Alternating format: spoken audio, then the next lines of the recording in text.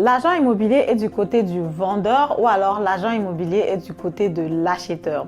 Parce qu'en Allemagne, quand tu veux acheter un bien immobilier, il y a de fortes chances que tu passes par un agent immobilier.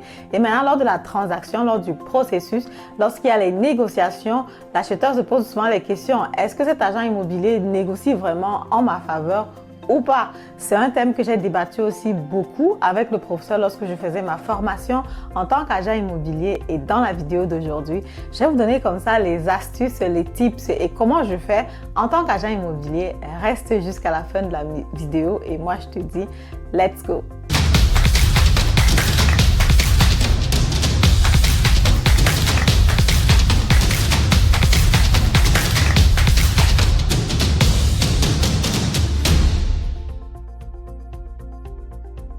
Alors, salut à toi, mon nom c'est Madeleine Tedem, je suis investisseur immobilier, entrepreneur dans le domaine de l'immobilier, auteur du livre Devenez millionnaire avec l'immobilier. Si le domaine de l'immobilier t'intéresse, si le domaine de l'immobilier te passionne, c'est que naturellement tu es ici au bon endroit. Je t'invite tout simplement à t'abonner à la chaîne, activer la cloche notification pour ne plus rater le contenu que je partage très souvent sur cette chaîne.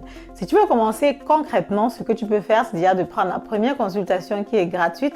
Elle me permet comme ça de te connaître, elle me permet de savoir si tu remplis les conditions pour investir dans l'immobilier et elle me permet aussi comme ça de te présenter les différents biens immobiliers que je commercialise actuellement. On est en fin d'année, on a un très beau projet dans le SN et on a aussi de nouveaux projets pour l'année prochaine. Si tu veux être les premières personnes à être inscrites sur la liste pour ces nouveaux projets, fais-moi tout simplement savoir. Les informations sont en barre de description. Si tu veux aller plus loin, tu peux donc prendre ma formation en ligne Investir en immobilier comme un pro. Tu peux prendre la séance de coaching ou alors tu peux prendre l'accompagnement sur l'achat du bien immobilier.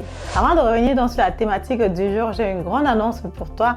Ça, c'est l'une des dernières vidéos que je vais faire comme ça à la maison. Là, je suis dans la chambre de mon fils en haut parce qu'effectivement, j'ai pris mon bureau pour à partir du 1er janvier 2025. Je suis très contente parce que comme tu sais, j'avais commencé dans mon jardin là dehors, mais aujourd'hui, les choses ont grandi, les choses ont évolué et tout ça, c'est grâce à toi, toi qui m'écoutes, toi qui me suis. Je t'invite justement à partager les vidéos, à me contacter justement pour qu'on puisse comme ça évoluer ensemble. Je vais vous tenir informé de la suite naturellement et comme je dis dorénavant, vous pourrez me joindre dans mon bureau et aussi là-bas, j'aurai naturellement un cadre, un décor bien plus agréable pour faire les vidéos et pour me concentrer effectivement sur ça. Rentrons sur la thématique du jour, l'agent immobilier. L'agent immobilier de quel côté? Est-ce qu'il est du côté du vendeur ou alors est-ce qu'il est du côté de l'acheteur? Comme je disais en début de vidéo, quand tu veux acheter un bien immobilier ici en Allemagne, tu peux passer par les annonces que tu vas voir sur Internet. Quand tu regardes une annonce sur Internet, en général, il y a deux catégories. Tu vas voir les biens immobiliers qui sont listés par les agents immobiliers. Tu peux aussi voir les biens immobiliers qui sont proposés directement par les personnes privées. Tu peux aussi passer par moi. Je te présente les biens immobiliers que je commercialise actuellement. Actuellement, je travaille sur 3 différents projets qui sont assez intéressants. Bref, contacte-moi si tu veux savoir les détails. Donc du coup, ce que tu vas donc faire, c'est que quand tu vas voir le prix, disons par exemple, bon, pour la plupart des acheteurs, ils se posent toujours la question, est-ce que le prix est négociable? Est-ce que je peux aller en dessous du prix qui a été affiché? C'est souvent un peu difficile comme ça à dire parce qu'effectivement, on ne négocie pas le prix pour négocier, comme je dis souvent, on négocie le prix pour une raison particulière. Est-ce que le bien immobilier a un point négatif? Est-ce que le bien immobilier a, je ne sais pas moi, un problème qu'il faut résoudre? Est-ce que le bien immobilier a une façade qu'il faut refaire, un chauffage qui ne fonctionne pas, une classe énergétique qui n'est pas bonne? Bref, il te faut un point pour t'appuyer là-dessus pour pouvoir dire ok, à cause de ces différents points, je propose une négociation de prix. Alors, je propose un rabat de 5 000 euros, 10 000 euros ou je ne sais pas moi trop quoi. Maintenant, ce qui se passe généralement pour les biens immobiliers où je discute avec le partenaire ou alors avec le vendeur, en général, je lui pose la question de savoir comment ça se passe avec le prix. Est-ce que le prix il est fixe? Est-ce que le prix il est négociable? Comment est-ce que je dois négocier avec les personnes qui sont dans ma base de données? Parce qu'effectivement, j'ai plusieurs personnes dans ma base de données. Je sais à peu près les biens que les gens sont en train de chercher. Donc, du coup, quand je vois un bien qui peut correspondre, je propose de façon active, quoi. Mais sinon, c'est que je suis en train de travailler aussi sur mon site internet. Et sur mon site internet, vous aurez la possibilité comme ça d'avoir accès directement aux biens immobiliers qui sont disponibles. C'est vrai que ça va souvent assez vite, mais bon, je vais quand même finaliser, mettre le site sur pied pour pour que vous puissiez déjà avoir une idée du type de bien que je propose. Donc effectivement, quand l'acheteur me dit « Madèle, est-ce que le prix est négociable? Ça se passe comment et tout ?» Moi, personnellement, je suis toujours du côté de l'acheteur. Parce qu'effectivement, je me dis, pour l'acheteur, c'est un investissement sur le long terme. C'est un investissement qu'il va faire sur 20, sur 30 ans. Et moi, je préfère que l'acheteur soit satisfait parce qu'effectivement, non seulement ça permet que j'ai une bonne réputation pour qu'il puisse parler de moi à d'autres personnes. Et pour les personnes que j'accompagne, vous savez que je propose dans un programme de partenariat. Donc, quand tu achètes un bien immobilier, tu peux recommander ton frère, ta soeur, ton ami. Et ça se passe plutôt bien jusqu'à présent. J'ai plusieurs recommandations parce qu'effectivement, quand la première acquisition se passe bien, les gens veulent faire la deuxième acquisition. Et les gens sont aussi prêts à recommander parce qu'elles sont satisfaites. Donc, du coup, ça se passe plutôt bien à ce côté-là. Et moi, je préfère garder cette relation saine-là que de dire que je vais être du côté du vendeur. C'est vrai que du côté du vendeur, je vais être loyale parce qu'effectivement, il n'y a pas plusieurs biens sur le marché. Et quand un vendeur te donne déjà sa parole ou alors quand tu as déjà un contrat, surtout quand tu as un contrat d'exclusivité avec un vendeur privé pour vendre son bien immobilier, naturellement, tu veux quand même avoir le prix que lui l'a demandé, quoi. Tu veux avoir le prix que lui, il souhaitera avoir. Ce prix-là est défini entre le vendeur et l'agent immobilier parce qu'effectivement, il y a un calcul qui se fait en amont. Ce n'est pas un prix comme ça là, qui va tomber du ciel ou que tu vas avoir un bien immobilier, tu vas dire je veux 1 million pour ça ou 2 millions, je veux 500 000 alors que ce n'est pas la réalité, quoi. Non, c'est un prix où le vendeur et l'agent immobilier, on s'assoit, on regarde, on calcule. J'ai fait ma certification d'évaluateur de biens récemment. On regarde quelles sont les offres sur le marché, quels sont les prix qu'on a sur le marché, comment est-ce que tu peux rentabiliser ce bien immobilier quand tu achètes en tant qu'acheteur, quel est le prix qui soit le plus raisonnable possible, quoi. Et à partir de ce moment-là, le vendeur et l'agent immobilier trouve un entendement, alors un prix commun pour pouvoir présenter le bien immobilier à l'extérieur. Donc, il n'est pas question ici que le vendeur se sente à l'après délaissé. Il n'est pas question aussi que l'acheteur se trouve en train d'acheter un prix qui est bien plus élevé que sur le marché. Non, on essaye. Alors moi, j'essaye d'avoir une balance qui va être fair entre les deux personnes. Parce que même toi, aujourd'hui, quand tu achètes ton bien immobilier, plus tard, quand tu seras en train de vendre, tu veux bien que avoir le montant qui est normal, le montant de l'évaluation, le montant qui est sur le marché. Tu n'as pas envie d'avoir un montant qui est plus bas. Donc, mets-toi aussi à la position du vendeur qui est en train de vendre son bien immobilier aujourd'hui. Il veut avoir un prix raisonnable sur le bien immobilier. C'est vrai que parfois, le vendeur peut être loin de la réalité parce qu'effectivement, comme vous avez remarqué, il y a eu les fluctuations sur le marché, les taux d'intérêt qui étaient élevés, qui étaient d'abord bas, ce qui fait que les prix montaient rapidement. À un moment, il y a eu correction sur le marché. Il faut justement aussi que le vendeur soit prêt à accepter qu'il y a eu cette correction-là sur le marché, de dire, OK, si je trouve quelqu'un qui prend à tel prix, je suis prêt à aller peut-être en bas, quoi. Moi, personnellement, il est important pour moi de présenter un bien immobilier à 1, 2, 3 personnes et de trouver directement la personne qui va prendre. Ça ne me sert à rien de présenter le bien à 5, 10, 15, 20 personnes, toujours pour trouver peut-être une personne qui va payer un montant que moi-même, je sais que ce n'est pas réalisable, quoi. Ça ne vaut pas la peine. Directement, c'est généralement mieux que tu présentes un bien immobilier à 1, 2 personnes et que la personne soit vraiment tellement convaincue du bien parce que la personne voit les atouts.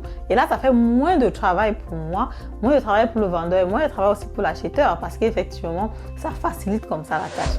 Pour les personnes qui me contactent souvent et qui me disent « Oui, madame, je vais négocier le prix », ce que je dis toujours, c'est que fais une proposition, je discute avec le vendeur et puis je vois si ça passe ou ça casse. Parce qu'effectivement, ce n'est pas moi qui décide du prix final.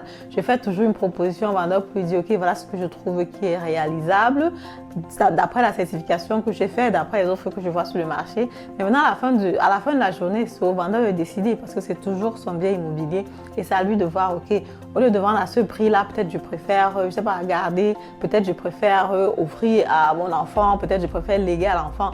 Au lieu de vendre à ce prix-là, peut-être je préfère continuer à garder. Récemment, j'ai encore fait la connaissance d'un vendeur qui n'avait pas de pression du tout par rapport à son bien immobilier. Ça faisait déjà près de 15 ans qu'il avait le bien immobilier.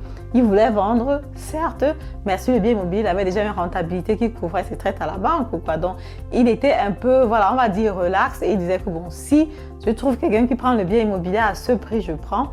Mais si c'est que ça va être en dessous de ça, vu que j'ai pas de pression, je suis pas vraiment très chaud. Donc du coup, c'est vraiment au cas par cas. On ne peut pas vraiment dire de façon pauschale comme ça.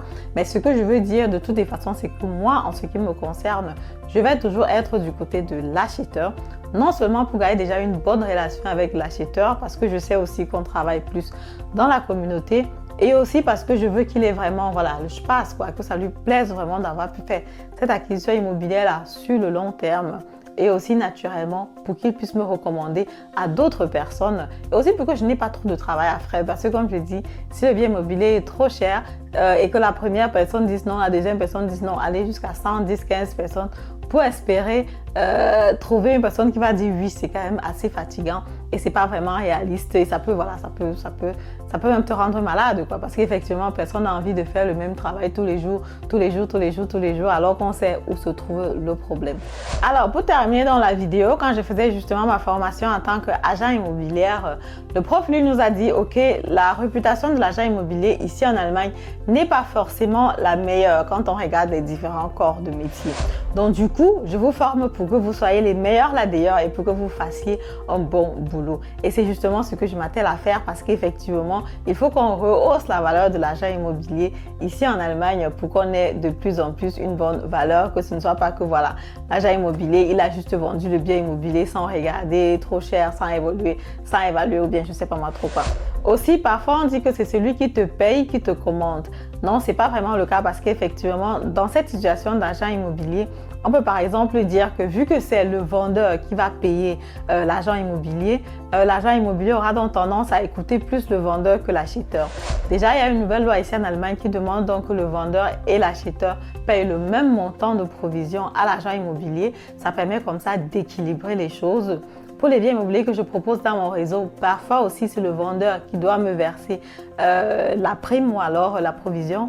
Mais jusque-là, ça ne signifie pas que je vais tout simplement seulement me laisser commander par le vendeur, quoi. Parce qu'effectivement, les autres points que j'ai énoncés dans la vidéo sont tout aussi importants pour moi. Déjà, le fait de pouvoir gagner la confiance du client, ne pas travailler pendant, je sais pas, une éternité sur le même projet parce qu'effectivement, il y a des points qui ne passent pas. C'est mieux de discuter avec le vendeur et de dire, OK, voici des points qui ne marchent pas, qu'est-ce qu'on fait? Trouvons une solution, sinon c'est que naturellement, on ne pourra pas s'en sortir pour vendre ce bien immobilier. C'est ce que je fais avec toutes les personnes avec lesquelles je discute pour trouver les solutions pour les acheteurs et pour que l'acheteur aussi soit fier de son investissement immobilier pour pouvoir recommander. Si toi aussi tu as d'autres points, d'autres astuces, quelle est ton expérience? Si tu as déjà travaillé avec un agent immobilier, est-ce que tu avais l'impression qu'il était du côté du vendeur ou alors est-ce que tu avais l'impression qu'il était du côté de l'acheteur? Je sais que plusieurs personnes vont dire qu'il est du côté, qu'il est de son côté ou alors du côté de la personne qui le paye. Je crois que c'est une question que j'avais déjà posée en tant que sur LinkedIn, en tant que teaser. Je fais souvent beaucoup ça et sur Facebook aussi, plusieurs personnes disaient ok, il va être certainement du côté de celui qui le paye ou bien il va être forcément du côté où il reçoit l'argent. Non, pas forcément. Parfois, on est obligé d'équilibrer, de nuancer pour que les deux parties soient contentes parce que voilà, quand on est assis chez le notaire, il faut aussi que l'acheteur puisse trouver son point et qu'il soit content. Voilà, c'est ce que je veux partager avec toi dans cette vidéo. Si la vidéo t'a plu, je t'invite tout simplement à mettre un pouce en haut, partager la vidéo, commenter la vidéo, partage aux personnes qui s'intéressent à l'immobilier. Et moi, je te dis à très bientôt pour la prochaine vidéo. Au revoir.